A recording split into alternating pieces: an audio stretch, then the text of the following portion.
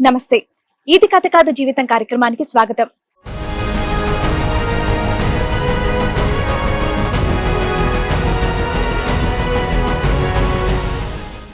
మాకు సొంత ఇల్లు ఒకటే ఉంది మేడం. ఏదేదో చిన్న జాబ్ చేసుకొని నడుచుకుంటూ వెళ్ళి వచ్చేసి సంపాదించుకొని ఒక ఇల్లు ఒకటి సంపాదించుకున్నాం.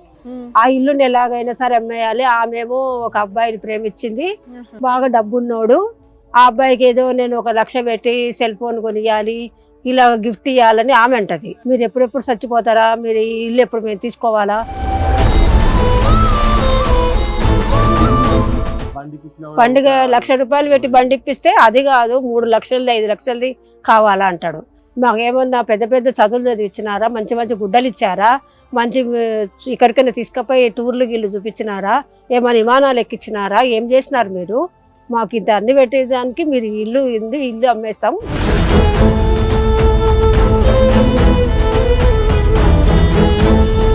అమ్మ, మీరు చెప్తున్నా మీ అమ్మాయికి 17 ఏళ్ళు, ఆ అమ్మాయి పెళ్లి చేసుకోవడానికి పనికిరాదు, లవ్ చేసిన. మీ అబ్బాయికి 20 ఏళ్ళు, అతను పెళ్లి చేసుకోవడానికి పనికిరాడు, లవ్ చేసినా కూడా. మైనర్ పిల్లలు మిమ్మల్ని హింసిస్తున్నారు ఒక రకంగా, చంపేసి వెళ్ళిపోతారని చూస్తున్నారు. ఇప్పుడు జనరేషన్ లో చూసిన వాళ్ళు ఎక్కిరిస్తున్నారు ఫ్రెండ్స్ వాళ్ళు, మీరు ఇంకా అక్కడే ఉన్నారా, మీరు ఇంకా అట్లనే చేస్తున్నారా అని చెప్పి. నానా, ఈ సెకండ్ వరకు నేను ఒక సెకండ్ వెయిట్ చేస్తున్నా. ఎందుకంటే ఏమో వీళ్ళు ఏదైనా మిస్టేక్ చేస్తుంటారేమో, పిల్లలు అలా ఎక్కడ బిహేవ్ చేయరు అని. మీరు అది నిజమే అని ప్రూవ్ చేస్తున్నారే. మీరెంత, మీ ఏజ్ ఎంత, మీరు ఆలోచిస్తున్న విధానం ఎంత?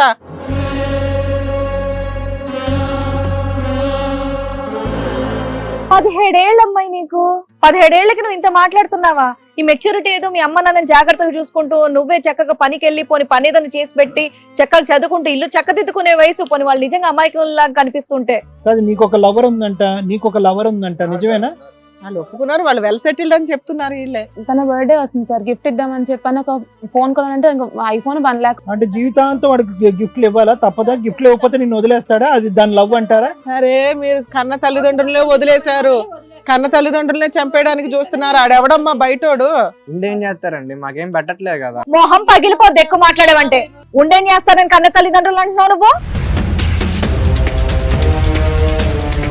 మా అమ్మాళ్ళు డబ్బులు ఇవ్వట్లేదు అంటున్నారు కదా. ఇప్పుడు ఎవ్వరు ఏం చేస్తారు? వాళ్ళిద్దరిని ఏం చేసినా ఈ స్టేజ్ మీదే చేయండి, మేము చూస్తాం.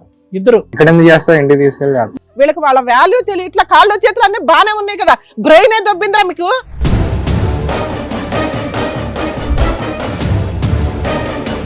పేదోళ్ళు బతకూడదా సమాజంలో? బతుకుతారు ఇంటి పక్కన. ఎక్కడ అడ్జస్ట్ అయ్యారు మీరు? బీటెక్ చదివించడానికి లక్షలు అవుతుందని నువ్వెవరినో ట్రాప్ చేసావు. వాడు ఆ ట్రాప్ లో ఉండడం కోసం మీకు ఇక్కడ తల్లిదండ్రులను చంపేసి ఆస్తి మీకు కావాలి. ఆ దాన్ని ఎవరితో లవ్ చేస్తాడో దాన్ని మెయింటైన్ చేయడం కూడా ఈయన ఇంకో పని చేస్తాడట. ఇప్పుడు మాత్రం ఉన్న ఆస్తి ఇచ్చేయాలట. మీరు కరెక్ట్ కూతురు కొడుకు. మీలాంటి పిల్లల్ని కనడం వాళ్ళు చేసిన పెద్ద మిస్టేక్. పోతే బాగుంది, మాకు ఆస్తి ఇచ్చిపోమని కొట్టానంట. మళ్ళీ తల్లిదండ్రులకి ఎంతమంది ఏడుస్తున్నారు తెలుసా?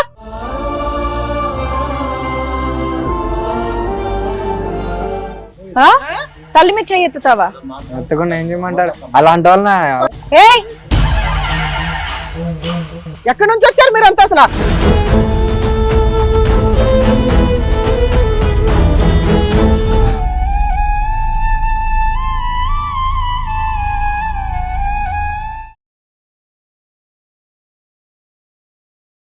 ఇది కథ కాదు జీవితం ప్రోగ్రామ్ అందరికంటే ఒక రోజు ముందుగా మీరు చూడాలి అనుకుంటే వెంటనే డౌన్లోడ్ చేయండి హిట్ టీవీ యాప్. ఇందులో మీరు నచ్చే మెచ్చే కంటెంట్ సిద్ధంగా ఉంది. మరి ఇంకెందుకు ఆలస్యం, వెంటనే డౌన్లోడ్ చేసుకోండి హిట్ టీవీ యాప్.